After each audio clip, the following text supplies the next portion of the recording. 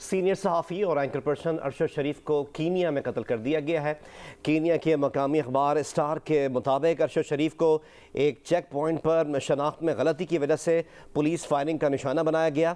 Kenya کے مقامی اخبار اسٹار کے مطابق مقامی سینئر پولیس آفیسر نے فائرنگ کی تصدیق کرتے ہوئے کہا کہ ارشد شریف کو ایک چیک پوائنٹ پر شناخت میں غلطی کی وجہ سے فائرنگ کا نشانہ بنایا گیا۔ واقعے کی مزید تحقیقات جاری ہیں۔ پولیس کے مطابق روڈ بلاک پر نیروبی کے علاقے پنگانی میں کار چھیننے کے ایک واقعے کے بعد جہاں ایک بچے کو جرگمال بھی بنایا گیا تھا، پولیس کو ایک کار کو روکنے کے لیے کال کی گئی جو وہ چلا رہے تھے۔ چند منٹ بعد شریف کی گاڑی اس مقام پر آئی جس کے بعد کار کو روک کر شناخت کے لیے کہا گیا۔ وہ مبینہ طور پر کار روکنے میں ناکام رہے اور وہاں سے گزر گئے۔ پولیس نے گاڑی کا تعاقب کیا اور فائر کیے جس سے ارشد شریف ہلاک ہو گئے۔